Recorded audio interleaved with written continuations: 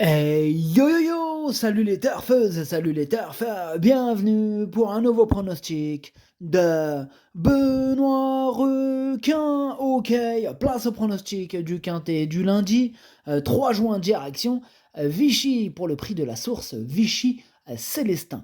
3 attelés, 3525 mètres, 14 partants, réunion 1, course 4, indice de confiance 3 sur 5, et il y a un rendement de 25 mètres à partir du numéro 11. Petit retour sur le quintet de ce dimanche 2 juin. Ah, on n'était pas loin, hein, mais c'est surtout mon cheval de complément là, qui me manquait ce dimanche. Ok, c'est parti, on commence les pronostics et on commence avec le numéro 1. C'est Diva del Ronco, hein, et on écoute l'entraîneur Salvatore Minopoli. Bonjour Salvatore. Sì, ciao. À Naples, Diva del Ronco n'a pour ainsi dire pas couru à deux reprises dans sa batterie, la Consolante, s'est retrouvant enfermée. Et elle évolue en très bonne forme. Elle a travaillé à main droite en vue de cet engagement. Elle m'a donné satisfaction. La longue distance ne m'inquiète pas. Il a des fers des quatre pieds. Elle affronte de bons éléments, mais j'ai pas confiance pour la voir à l'arrivée. Ok, merci Salvatore Minopoli, hein. Je te dis à plus. Si, ciao. Alors, ce numéro 1, pour ma part, je l'ai retenu, il me plaît bien, mais plutôt en fin de combinaison. On passe au numéro 2, c'est Easterman, et on écoute Jonathan Kouak. Easterman, il a joué de malchance dans la phase finale mi-mai à Vincennes, alors qu'il finissait bien. Ici, l'opposition est relevée, aussi je lui laisse ses faire. Il a déjà gagné dans cette configuration au printemps. Il fera de son mieux en venant sur les autres. Je n'ai pas d'autres courses dans l'immédiat. Il ira ensuite à Bordeaux le 19. La longue distance va lui convenir. Je signe pour une petite place. Il signe pour une petite place Jonathan avec son numéro 2 Easterman. D'ailleurs, lui aussi, je l'ai gardé en toute fin de combinaison. Donc, il n'est pas loin du précédent cité, hein, tant sur le classement que sur les numéros. Enfin bref, on passe au numéro 3, Ivanka de Gilm, et on écoute Rémi Despres. Alors, faute d'engagement, Ivanka de Gilm n'a pas pu courir régulièrement ces derniers mois. Dans ces conditions, elle ne s'est pas présentée dans de bonnes dispositions. Enfin bref, sa dernière course sous la selle lui a fait du bien, mais elle me paraît surclassée lundi. Cette sortie va lui permettre de se maintenir en forme en attendant des engagements plus favorables. Elle aura du mal à terminer dans le quintet. Bon, on s'attarde pas sur sa candidature. Si même l'entraîneur dit qu'elle aura du mal à terminer dans le quintet, effectivement, quand on approfondit un peu plus, quand on se penche un peu plus sur cette candidature, c'est loin d'être une première chance, en tout cas, je l'écarte. On passe au numéro 4, Dick des Malboro, et on écoute Johan Lavigne. Dick des Malboro, là, il dispose d'un bon engagement à Anguin mi-juin sous la selle. Bon, là, ici, il revient à main droite déjà, ce qui n'est pas à son avantage. Mais bon, s'il négocie correctement les virages, voilà. Il n'est pas hors d'affaire. Lors de sa dernière sortie, son partenaire a dû le déplacer, d'où sa faute. Il avait soufflé après Cordemais et un voyage éprouvant. Il n'est pas hors d'affaire, mais cette course va lui faire du bien. Bon, il nous dit qu'il n'est pas hors d'affaire, mais moi je le mets dans la même catégorie que le numéro 3, savoir je l'écarte. On passe au numéro 5, Harry Carizet, on écoute Jacques-Étienne Tué. Harry Carizet, il n'a pas démérité dernièrement à Toulouse, où il s'est encore montré trop tendu. Bon, dans la foulée, il découvre un engagement favorable au premier échelon, mais l'opposition est relevée. Il a besoin de reprendre confiance et je veux que son driver lui masque l'effort le plus longtemps possible, ce qui comporte des aléas. Si tout se passe bien, il peut accrocher une place. Bon, vous avez entendu, là, on va lui masquer l'effort pour ce quintet. Donc lundi, cette tactique, évidemment, comporte des aléas. Il lui faut vraiment le bon parcours. Mais bon, malgré ça, en espérant que ça se passe bien, évidemment. Mais voilà, moi, je l'ai mis 5e. On passe au numéro 6, Cocaoli. On écoute Hansen Eric Bando. Cocaoli a très bien gagné pour sa première à la maison à Vincennes. Il a bien encaissé ses efforts et va se présenter ici au top de sa forme. Le parcours à main droite ne m'inquiète pas. À la maison, il négocie bien les virages. La longue distance ne me tracasse pas non plus, il est dur, il sait aller de l'avant, hein, comme venir sur les autres, je le défère à nouveau, il est apte à confirmer. Il est apte à confirmer, nous dit Hansen Eric Bondo. Ce numéro 6 est dans une forme olympique et c'est tout simplement, tout naturellement mon préféré, je l'installe en tête. On passe au numéro 7, c'est Harley Gemma et on écoute Marc Sassier. Alors, sur les 2100 mètres de Vincennes, on avait pris l'option de ne pas démarrer, mais on ne s'attendait pas à un tel déroulement de course, hein. Les premiers n'ont jamais molli malgré le rythme élevé et on n'a pas pu revenir. Voilà, Harley Gemma, elle ne soufflait pas après l'épreuve, donc ça c'est bien. Elle va se présenter en pleine forme ici. Piste plate, elle excelle. J'en attends un complet rachat. Je crains Coca-Oli, hein, et hymne du Gers en priorité. Vous avez entendu Marc Sassier, il compte sur un complet rachat là. Et donc, on va pas. Moi je suis d'accord avec lui, on va pas chipoter. Moi ce numéro 7, il me plaît beaucoup et je le mets quatrième aussi, je le rachète volontiers.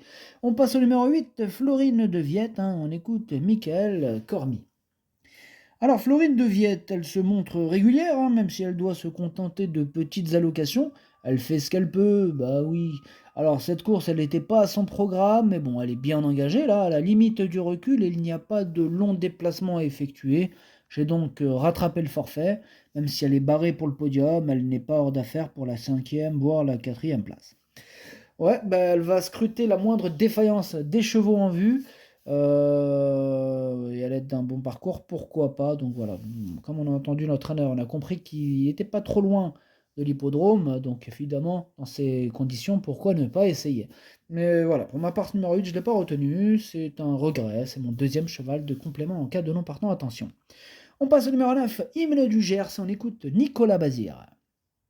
Hymne du Gers, il était tombé sur un as, hein, au mois d'avril à Lyon-la-Soie. Il aurait dû participer au Trophée vert de Bernay ensuite, mais la course elle a été annulée. Bon, il n'a pas couru depuis bientôt 2 mois, mais bon, nous avons essayé de le travailler en conséquence, hein, afin qu'il aborde au mieux ce très bel engagement. Il fait partie des 3 ou 4 chevaux, hein, susceptibles de s'imposer. Tout dépendra du parcours. Et ouais, tout sera une question de parcours. En tout cas, ce numéro 9 fait partie de mes préférés. Évidemment, hein, comme il l'a dit lui-même, il peut même gagner. Tout sera une question de parcours. Moi, je le mets deuxième. Hein. Je préfère Coca-Oli. On passe au numéro 10, Félucernaise. On écoute Michael Charuel. Je ne pensais pas Félucernaise aussi prête, hein, pour sa petite rentrée à Vincennes. Après son hiver dans le sud, elle avait soufflé et il n'était pas affûté. Hein. Bon, Eric Raffin l'a laissé dérouler sur les 2100 mètres là, et elle a réalisé une excellente performance. Ici, elle est très bien placée, en tête. Bon, il y a quelques clients et avant coup, Fakir du Loro peut lui rendre la distance. Une petite place serait déjà bien. Une petite place serait déjà bien, c'est ce que je lui accorde, une petite place. Moi je la garde, mais je la mets 6e. On passe au numéro 11, Drop des Duriez, on écoute Grégoire Raffestin. À 11 ans, Drop des Duriez, là, il découvre des tâches compliquées, hein, face aux plus jeunes. Lundi encore, il n'aura pas la partie facile, hein. Il doit rendre la distance, et en plus le lot, il est très bien composé. Je te le dis clairement, là, cette course, elle a pour but de le maintenir en condition, hein, en attendant un engagement un peu moins dur. Là, c'est trop dur. Il est préférable de l'écarter. Bon, vous avez entendu Grégoire, hein, on peut le rayer sans risque, hein. Énorme non. On passe au numéro 12, Horace Dugoutier, et on écoute Hugues Montulé. À Fougères, Horace Dugoutier devait rendre 50 mètres, hein, et n'a pas vraiment apprécié l'herbe sans pour autant démériter. Toutes ses performances précédentes étaient bonnes, hein, cette course lui a fait du bien, il va se présenter au top pour ce bel engagement. Il faut toutefois rendre la distance, hein, et rendre la distance à de bons chevaux. Mais sur cette longue distance, je suis moins inquiet, il a sa place dans les 3 premiers. Et oui, c'est vrai, comme l'a souligné Hugues Montulé, hein, certes, rendre la distance, c'est pas cool quand c'est toi qui rends la distance, mais c'est vrai que plus la distance est longue, plus c'est facile de rendre la distance. Là, il y a quand même 3525 mètres, il y a de quoi combler l'écart. Hein, voilà ce que voulait dire Hugues Montulé avec ce numéro 12, hein, qui rend 25 mètres. Hein. Horace Dugoutier, que j'ai pas hésité à placer sur le podium. Hein, malgré le rendement de distance, je le mets très haut, je le mets 3e. On passe au numéro 13, Écho de Champ-le-Cy, on écoute Éric Gilles Blot. Écho de Champ-le-Cy s'attaquait à trop forte partie dernièrement à Caen, puis auparavant, il devait rendre 50 mètres à Cordemais. Cette fois, l'engagement est plus favorable et j'ai essayé de le préparer au mieux. Certes, il rend 25 mètres, mais sur 3550 mètres, cela paraît moins compliqué. Il a souvent bien couru à Vichy, malgré la présence de bons chevaux, il a sa place à l'arrivée. Eh bien, sachez que ce numéro 13, c'est lui mon gros regret, c'est lui mon cheval de complément en cas de l'emportant. Attention, possible cassage en vue. Et on termine avec le numéro 14, Fakir du Loro, et on écoute Michael Charuel. Fakir du Loro s'est retrouvé un peu loin de façon assez rapide dans le prix des Ducs de Normandie. Le lot était aussi très relevé, il a fait son possible. Avec ses gains, il n'a pas trop le choix des engagements ou doit affronter les meilleurs. Il n'a que 25 mètres à rendre ici. Il a terminé à l'arrivée l'année dernière, il a sa place dans le quintet. Ok, et ben c'est noté, merci Michael Charuel. Alors, ce numéro 14, moi je ne l'ai pas retenu, mais il est tout seul sur ma petite liste des possibles casseurs de tickets européens, donc il est automatiquement capitaine. Aujourd'hui, j'en ai qu'un seul sur ma liste à vous proposer. Parce que les autres, je les ai écartés, et puis qu'il y a 14 partants seulement. Voilà. Le pronostic, ça donne 6, 9, 12, 7, 5, 10, As, 2. Merci d'avoir suivi cette vidéo. N'hésitez pas à mettre un pouce bleu sur la vidéo. Pardon. N'hésitez pas à mettre un pouce bleu si la vidéo vous a plu. Pour accéder à tous mes tickets pour la course du quintet, rendez-vous directement en description de la vidéo. À jouer avec modération. Bonne chance. Chopez-le-moi. Ciao.